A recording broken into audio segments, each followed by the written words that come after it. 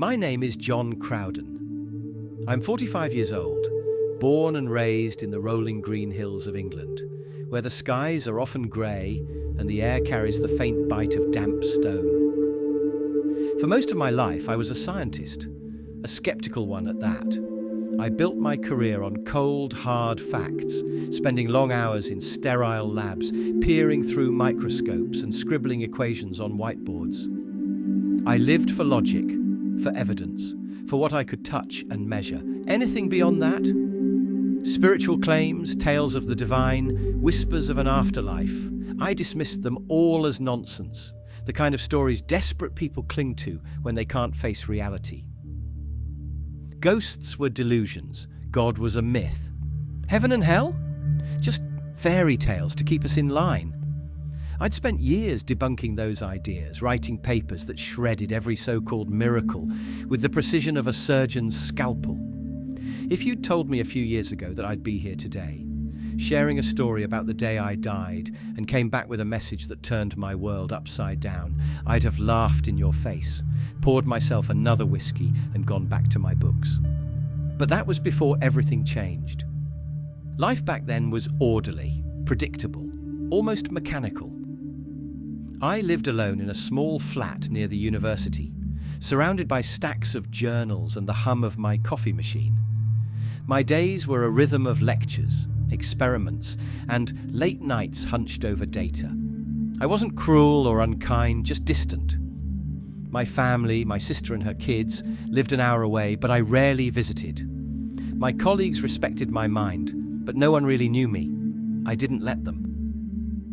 I didn't believe in good or evil beyond what science could explain. Chemical reactions in the brain, evolutionary instincts, nothing more.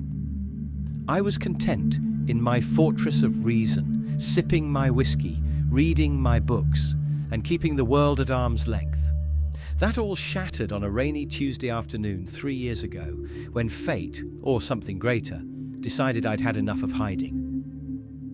I was driving home from the university, the rain pounding down in sheets, turning the road into a blurry mess of headlights and water.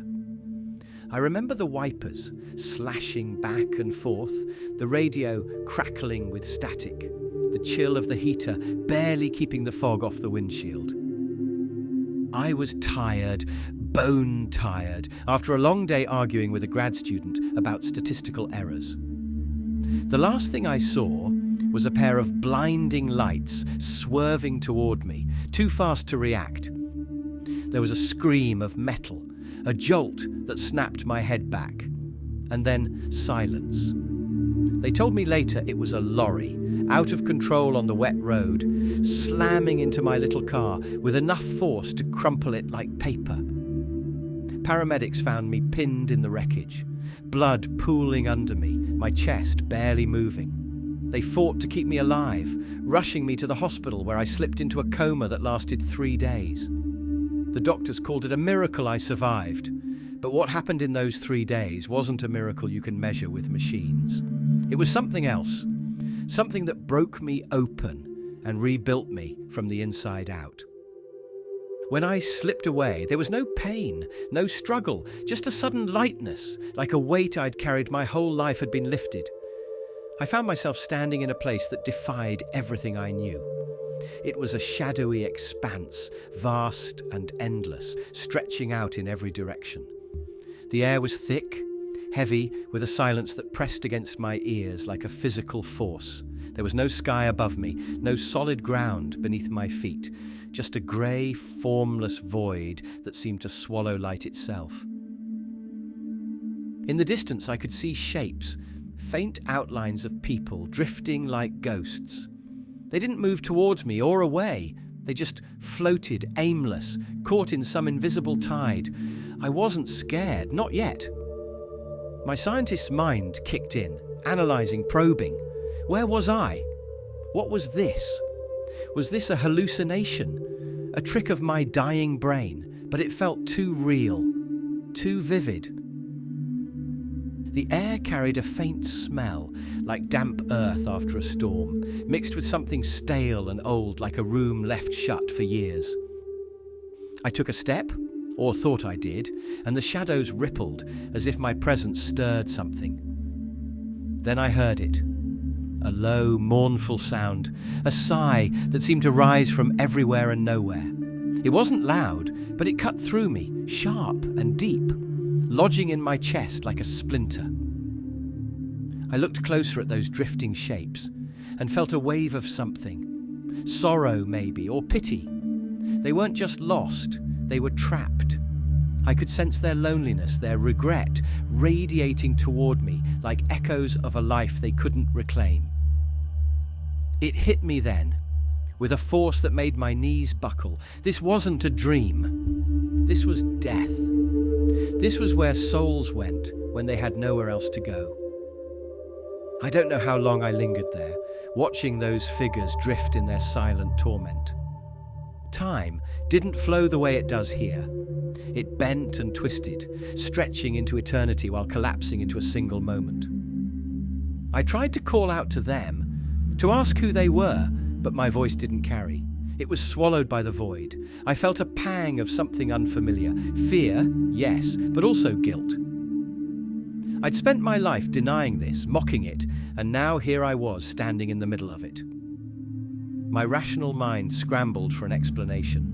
Oxygen deprivation, a chemical flood in my brain, but those excuses felt hollow. This wasn't a lab experiment. This was real, and I couldn't deny it anymore. Then everything shifted. A warmth brushed against me, soft at first, like the first rays of sun on a cold morning. I turned, and there it was, a light, golden and alive, pulsing with a rhythm I could feel in my bones. It wasn't harsh or blinding. It was inviting, pulling me closer with a force I couldn't resist. As I moved toward it, the shadows faded, the air grew lighter, and a new scent filled my senses. Honeysuckle, fresh rain, the crispness of a spring day. My heart, or whatever passed for it there, began to race. I wasn't alone anymore. The light grew brighter, warmer, wrapping around me like a blanket, and I felt something I hadn't felt in years. Peace. That's when I saw him. He stood before me, his form bathed in that golden glow, his presence so vast it felt like the universe itself was holding me in its hands. I couldn't see his face clearly, it shimmered, shifting like light on water, but I didn't need to. I knew who he was. Not because of logic or evidence, but because of the love that poured from him. It wasn't just a feeling, it was a force crashing into me, stripping away every wall I'd ever built. I fell to my knees, overwhelmed, and his voice filled me, not through my ears, but in my soul. "John," he said, "you've spent your life seeking truth. Now see it." Tears streamed down my face, hot, real tears I could feel, and I looked up at him. He gestured to the shadowy void behind me, and suddenly I understood. Those lost souls, that grey expanse, it wasn't a fiery pit with demons and pitchforks, it was isolation, a self-made prison of regret and disconnection. He showed me flashes of my own life, moments I'd turned away from others, from kindness, from love. Not dramatic sins, not crimes you'd read about in the papers, but the quiet, cold choices, dismissing my sister's calls, brushing off a colleague's gratitude, locking myself in my lab instead of living. "This is what they choose," he said, his voice gentle but firm, like a father teaching a hard lesson. "And this is what you've been choosing too." I trembled, my breath catching in my throat. Me, the man who'd sneered at every sermon, every prayer, now faced with a truth I couldn't argue away. "But I thought hell was flames and punishment," I said, my voice shaking. "I thought it was eternal." He smiled, I felt it, a warmth that softened the weight of his words, and replied, "The fire is their own making. The eternity is their refusal to turn back. I stand here always waiting." That was the moment the shocking truth hit me like a thunderclap. Hell isn't God's wrath raining down on us. It's our rejection of his love. And I'd been rejecting it my whole life, building my own shadows without even realizing it. He didn't stop there. He showed me more. Visions that unfolded before me like a tapestry, woven with light and shadow. I saw the world as it is, people consumed by anger, pride, fear, chasing things that crumble to dust. I saw wars waged over scraps of land, families shattered by grudges held too long, souls drifting further from that light because they couldn't let go of their pain. I saw a mother screaming at her child in a supermarket, her voice raw with exhaustion, and I felt her regret ripple through me. I saw a man in a suit, alone in a penthouse, staring at a bottle of pills, his wealth meaningless in the face of his emptiness. But then I saw hope, glimmers of grace breaking through. A stranger helping an old woman cross the street, a father forgiving his wayward son, a hand reaching out in the dark.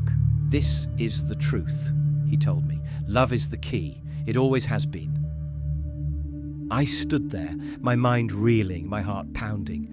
I'd spent decades dissecting life, reducing it to cells and numbers, and here was the answer I'd never thought to look for. Love wasn't just an emotion. It was the foundation of everything. I thought of every lecture I'd given, every paper I'd written, and how small they seemed now. I'd been so proud of my skepticism, my intellect, and yet I'd missed the biggest truth of all. Why me? I asked him, my voice barely a whisper. Why show this to me? His answer was simple, but it carried a weight that pressed into my very being, because you can tell them. Then came the message, the warning I was meant to carry back. He looked at me, his eyes cutting through every defense I'd ever had, and said, "Tell them this, the time is short. Stop chasing shadows. Turn to love, to me, before the choice is made for you." It wasn't a threat, it was a plea, urgent and raw. I felt the stakes in my bones, the ticking clock of a world running out of chances. I nodded, tears still falling, and whispered, "I will." The light flared brighter, engulfing me, and I felt myself rising or falling back to the life I'd left behind. I woke up in a hospital bed, the sterile smell of antiseptic stinging my nose, tubes snaking from my arms, machines beeping in a steady rhythm. My body ached, my chest tight from broken ribs, but I was alive. The doctors couldn't explain it. 3 days in a coma, my car a mangled wreck, yet here I was, breathing, blinking, back from the edge. My sister was there, her face streaked with tears, clutching my hand like she'd never let go. I started crying too, not from the pain, but from relief. I'd been given a second chance, and it felt like a gift I didn't deserve.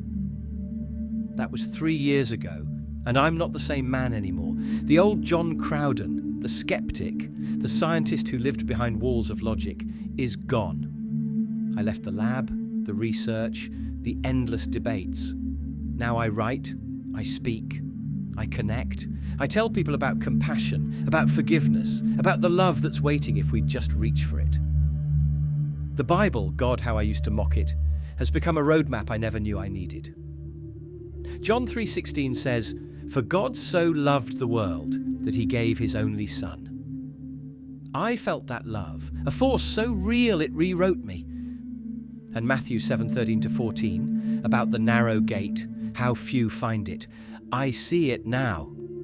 The wide road is the shadow, the isolation we choose. The narrow one is the light, the harder path, but the only one that matters. So here I am, a man who died and came back, daring you to listen. Imagine me, someone who laughed at the afterlife, forced to face its reality in a way I never expected. Hell isn't what you think. It's not flames and devils. It's a loneliness we build ourselves. But the good news, the beautiful news, is that we don't have to stay there. That light, that love, it's there always, waiting for us to turn toward it. I was a skeptic, a scientist, a fool, and I was wrong. Now I'm begging you to rethink everything, good, Evil, second chances, they're not what we've been taught. This is my message, straight from that golden light. Wake up. The time is short. Stop chasing shadows, money, pride, anger, and start chasing love. Build bridges, not walls. Reach for the light before it's too late. Reflect on that. Ask yourself, what are you choosing? Shadows or light? I made my choice. Now it's yours.